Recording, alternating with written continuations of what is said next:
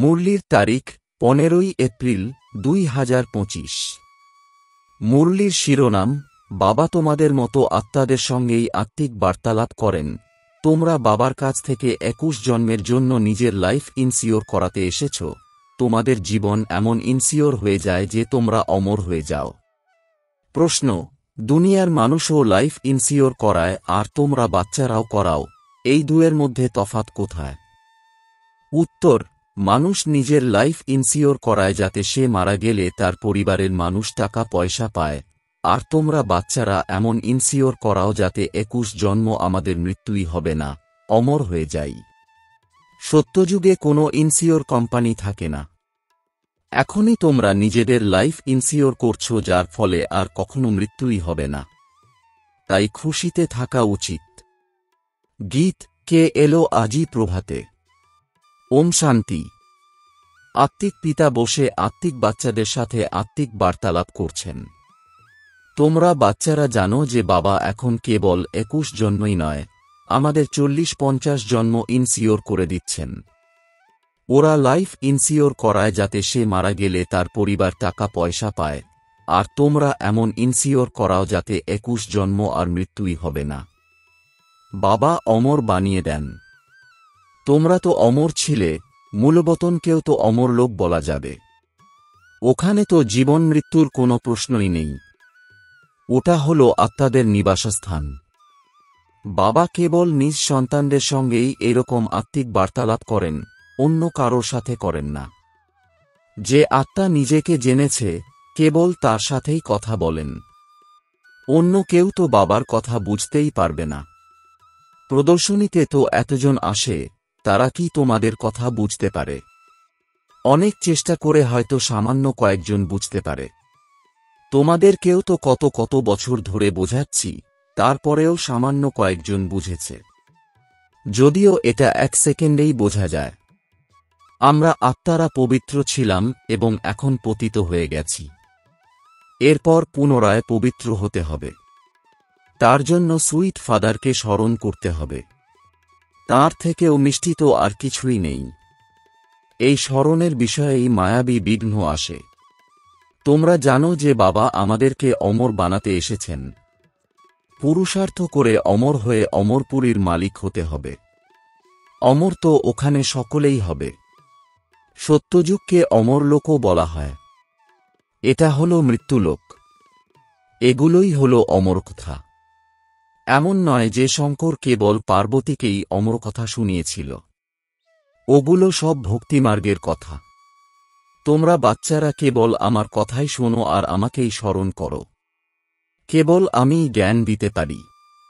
ড্রামার plan অনুসারে সমগ্র দুনিয়া এখন তমপ্রধান হয়ে গেছে।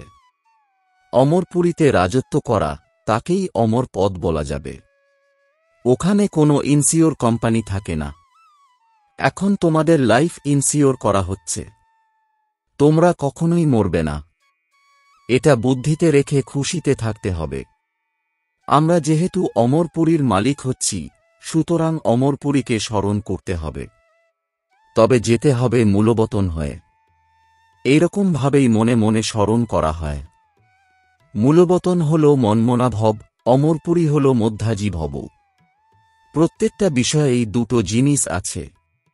কত রকমভাবে তোমাদেরকে অর্থ বোঝানো হয়, তবে গিয়ে বুদ্ধিতে ধারণ হয়। সবথেকে কঠিন হল নিজেকে নিশ্চিতভাবে আত্মা অনুভব করা। আমি আত্মা এই শরীরে জন্ম নিয়েছি। 84 জন্ম ধরে কত নামরূপদেশকাল পরিবর্তন করেছি। সত্যযুগে এতগুলো জন্ম নিয়েছি, ত্রেতাতে এতগুলো। এই কথাগুলো কিছু বাচ্চা ভুলে যায়। আসল ব্যাপার হল নিজেকে আত্মা অনুভব করে সুইট বাবাকে স্মরণ করা। উঠতে বসতে এগুলো স্মরণে থাকলেই খুশি থাকবে। অর্ধেক কল্প ধরে আমরা যাকে ডেকে এসেছি, এসো তুমি এসে আমাদেরকে পবিত্র করো, সেই বাবা পুনরায় এসেছেন। মূলবতনে তো পবিত্র অবস্থাতেই থাকবে। সত্যযুগ হল অমরপুরী। ভক্তিমার্গে মানুষ মুক্তি পাওয়ার জন্য কিংবা কৃষ্ণপুরীতে যাওয়ার জন্য পুরুষার্থ করে। মুক্তি কিংবা নির্বাণধাম যাই বলো না কেন, বানপ্রস্থ শব্দটাই যথার্থ। যারা বানপ্রস্থ নেয় তারা শহরের মধ্যেই থাকে। সন্ন্যাসীরা ঘর বাড়ি ত্যাগ করে জঙ্গলে চলে যায়। কিন্তু বর্তমান সময়ে যারা বানপ্রস্থ অবস্থায় রয়েছে তাদের মধ্যে একটুও শক্তি নেই। সন্ন্যাসীরা ব্রহ্মকেই ভগবান বলে দেয়, ব্রহ্মলোক বলে না। তোমরা বাচ্চারা এখন জেনেছ যে কারোর পুনর্জন্ম বন্ধ হয় না। সকলেই নিজের ভূমিকা পালন করে। আসা যাওয়ার এই চক্র থেকে কখনোই মুক্তি পাওয়া যাবে না। এখন তো কোটি কোটি মানুষ রয়েছে, আরও আসতে থাকবে, ওরাও পুনর্জন্ম নেবে। তারপর একসময়ে ফার্স্ট ফ্লোর খালি হয়ে যাবে। মূলবতন হল ফার্স্ট ফ্লোর, সূক্ষ্মবতন হল সেকেন্ড ফ্লোর। এটাকে তোমরা থার্ড ফ্লোর কিংবা গ্রাউন্ড ফ্লোর বলতে পারো। এছাড়া আর অন্য কোথাও কোনো ফ্লোর নেই। ওরা তো মনে করে অন্য কোনো নক্ষত্রেও হয়তো কোনো জগৎ আছে, কিন্তু এইরকম কিছুই নেই। ফার্স্ট ফ্লোরে কেবল আত্মারা থাকে। এই দুনিয়াটা হল মানুষদের জন্য। বাচ্চারা, তোমরা হলে অসীম জগতের বৈরাগী। এই পুরাতন দুনিয়াতে থেকেও, এই চোখ দিয়ে সবকিছু দেখেও তোমাদের কিছুই দেখা চলবে না। এটাই হল প্রধান পুরুষার্থ। কারণ এই সবকিছুই তো বিনষ্ট হয়ে যাবে। তাই বলে এটা নয় যে এই সংসারের অস্তিত্বই নেই। সংসার তো রয়েছে, কিন্তু এর প্রতি তোমাদের কোনো আসক্তি নেই। অর্থাৎ সমগ্র দুনিয়ার প্রতি বৈরাগ্য রয়েছে। বলা হয় ভক্তি, জ্ঞান এবং বৈরাগ্য। ভক্তিমার্গের পরে আসে জ্ঞানমার্গ এবং তখন ভক্তির ওপরে বৈরাগ্য এসে যায়। বুদ্ধি দিয়ে বিচার করে বুঝতে পারো যে এই দুনিয়াটা অতি প্রাচীন এবং এটাই আমাদের শেষ জন্ম। সবাইকে এখন বাড়ি ফিরতে হবে। এমনকি ছোট বাচ্চাদেরকেও শিব বাবার কথা মনে করিয়ে দিতে হবে। তাদের মধ্যে অশুদ্ধ খাদ্য বা পানীয় খাওয়ার অভ্যাস তৈরি করা উচিত নয়। ছোটবেলা থেকে যেটা অভ্যাস করা হয়, সেই অভ্যাস সর্বদাই রয়ে যায়। আজকাল সঙ্গের প্রভাব খুবই খারাপ। বলা হয়, সৎসঙ্গে স্বর্গবাস আর অসৎসঙ্গে সর্বনাশ। এই দুনিয়া এখন বিষয় সমুদ্র, পতিতালয় হয়ে গেছে। কেবল পরমপিতা পরমাত্মাই হলেন সত্য। বলা হয়, গড ইজ ওয়ান। তিনি স্বয়ং এসে প্রকৃত সত্য বুঝিয়ে দেন। বাবা বলছেন, আমার আত্মিক সন্তানেরা, আমি তোমাদের পিতা, তোমাদের সাথে আত্মিক বার্তালাপ করছি। তোমরা তো আমাকেই ডেকে এসেছ। তিনি হলেন জ্ঞানের সাগর, পতিত পাবন, নতুন দুনিয়ার রচয়িতা। তিনি পুরাতন দুনিয়ার ধ্বংস করান। ত্রিমূর্তি তো অতি প্রসিদ্ধ। শিব বাবা হলেন সর্বশ্রেষ্ঠ। তারপরে সূক্ষ্মবতনে রয়েছে ব্রহ্মা, বিষ্ণু এবং শঙ্কর। পবিত্র হওয়ার কারণে মানুষ ওদেরকেও দর্শন করে। তবে এই দৈহিক চোখ দিয়ে ওদেরকে দেখা যাবে না। অগাধ ভক্তি করলে তবে দর্শন হয়। যদি কেউ হনুমানের ভক্ত হয়, তবে সে হনুমানের দর্শন পাবে। শিবের ভক্তদেরকে তো মিথ্যে বলা হয়েছে। বলা হয়েছে পরমাত্মা হলেন অখণ্ড জ্যোতি। বাবা বলছেন, আমি তো অতি সূক্ষ্ম বিন্দু। ওরা বলে অর্জুনকে ভগবান অখণ্ড জ্যোতি স্বরূপ দেখিয়েছিলেন। তখন অর্জুন বলেছিল, বন্ধ করো, আমি আর সহ্য করতে পারছি না। গীতাতে অর্জুনের এইরকম দর্শনের কথাই লেখা আছে। মানুষ ভাবে অখণ্ড জ্যোতির দর্শন হয়েছিল। বাবা এখন বলছেন, এগুলো হল ভক্তিমার্গের গল্পকাহিনী, যেগুলো শুনে কেবল সেই সময়ে একটু খুশি হয়। আমি তো কখনোই বলিনি যে আমি অখণ্ড জ্যোতি স্বরূপ। তোমরা আত্মারা যেমন সূক্ষ্ম বিন্দু, আমিও সেই রকম। তোমরা যেমন ড্রামার বন্ধনে আবদ্ধ, আমিও সেই রকম ড্রামার বন্ধনে বাঁধা আছি। প্রত্যেক আত্মার নিজস্ব একটা ভূমিকা রয়েছে। সবাইকেই পুনর্জন্ম নিতে হবে। ক্রমানুসারে সবাইকেই আসতে হবে।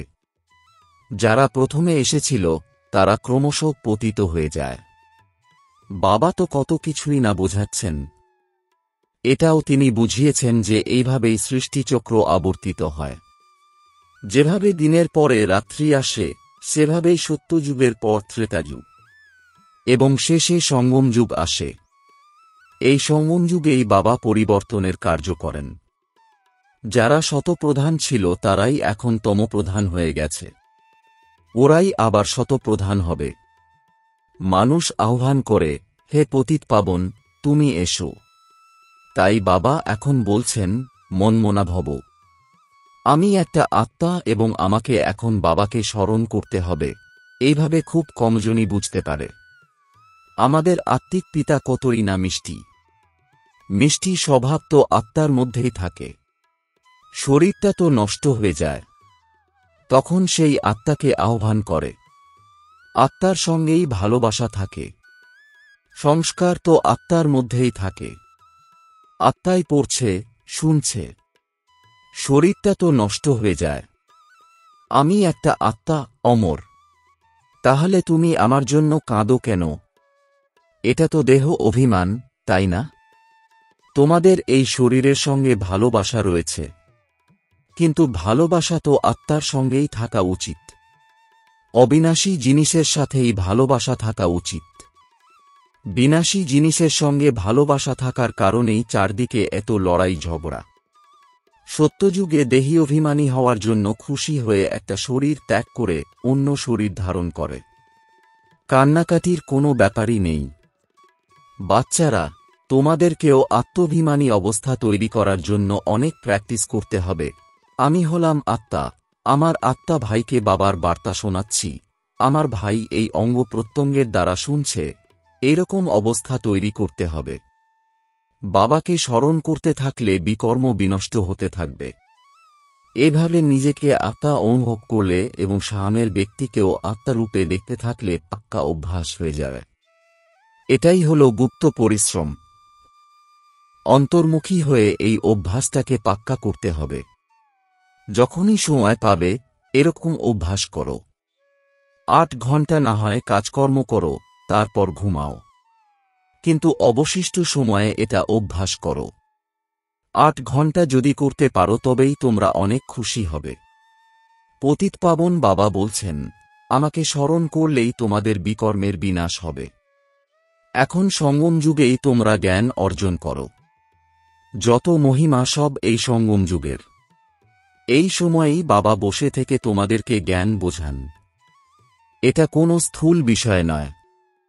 তোমরা যা কিছু লিখছ সেগুলো নষ্ট হয়ে যাবে। পয়েন্টগুলো যদি লেখা থাকে তবে মনে থাকবে। এই জন্যই লেখা হয়। যাদের বুদ্ধি খুব তীক্ষ্ণ তাদের মনে থাকে। ক্রম অনুসারে তো অবশ্যই রয়েছে। মুখ্য বিষয় হল বাবা এবং সৃষ্টিচক্রকে স্মরণ করতে হবে। কোনো বিকর্ম যেন না হয়। ঘর গৃহস্থেও থাকতে হবে, তবে পবিত্র অবশ্যই হতে হবে। কোনো নোংরা চিন্তাধারার বাচ্চা ভাবে, অমুক মহিলাকে আমার খুব ভালো লাগে, একে আমি গন্ধর্ব মতে বিবাহ করে নিই। যখন কারোর আত্মীয় পরিজন উত্ত্যক্ত করে, তখন তাকে বাঁচানোর জন্যই গন্ধর্ব মতে বিয়ে করানো হয়। কিন্তু তাই বলে এটা নয় যে সকলেই বলবে আমি গন্ধর্ব মতে বিবাহ করব। এইরকম বাচ্চারা কখনোই টিকতে পারবে না। প্রথম দিনেই সে নোংরা নালিতে গিয়ে পড়বে, নামরূপে ফেঁসে যায়। এগুলো খুবই খারাপ জিনিস। গন্ধর্ব মতে বিবাহ করা মুখের কথা নয়। পরস্পরকে ভালো লেগে গেলে বলে দেয় গন্ধর্ব মতে বিয়ে করব। এক্ষেত্রে পরিবার পরিজনকেও সতর্ক থাকতে হবে। বুঝতে হবে যে এই বাচ্চা কোনো কাজের নয়। যাকে মনে ধরেছে তার থেকে সরিয়ে নিতে হবে, নয়তো এক কথাই বলতে থাকবে। এই সভাতে খুবই সতর্ক থাকতে হয়। ভবিষ্যতে অনেক নিয়ম মেনে সভা অনুষ্ঠিত হবে। যাদের এরকম মনোবৃত্তি থাকবে তাদেরকে আসতে দেওয়া হবে না। যেসব বাচ্চারা আত্মিক সেবায় নিযুক্ত থাকে, যারা যোগযুক্ত হয়ে সার্ভিস করে, তারাই সত্যযুগের রাজধানী স্থাপন করার কার্যে সহযোগী হয়। সার্ভিসেবল বাচ্চাদের প্রতি বাবার ডাইরেকশন, আরাম হল হারাম। যারা অনেক সার্ভিস করে তারা অবশ্যই রাজা রানী হবে। যারা পরিশ্রম করে অনেককে নিজের মতো বানায়, তাদের মধ্যে শক্তিও থাকে। ড্রামা অনুসারে স্থাপনা তো হবেই। সব পয়েন্ট ভালোভাবে ধারণ করে সেবাতে লেগে যেতে হবে। আরামও হল হারাম। সার্ভিস আর সার্ভিস। তলে গিয়ে ভালো পথ পাবে। মেঘের মতো এখানে এসে রিফ্রেশ হয়ে আবার সেবাস্থানে চলে যাও। তোমাদের অনেক রকমের সার্ভিস বৃদ্ধি পাবে। কত রকমের ছবি বেরোবে যেগুলো দেখে মানুষ খুব তাড়াতাড়ি বুঝতে পারবে। এইসব ছবিগুলো আরও ভালো হবে। যারা আমাদের ব্রাহ্মণ বংশের হবে তারাই ভালোভাবে বুঝবে। যে বোঝাচ্ছে সেও যদি ভালো হয় তাহলে কিছুটা বুঝতে পারবে। যে ভালোভাবে ধারণ করে বাবাকে স্মরণ করে তার মুখ দেখেই বোঝা যায়। বাবা, আমি তো তোমার থেকে পুরো উত্তরাধিকার নেব, তার মনে এরকম খুশির বাজনা বাজতে থাকে। সার্ভিসের বিষয়েও খুব আগ্রহ থাকে। রিফ্রেশ হয়ে বেরিয়ে পড়ে।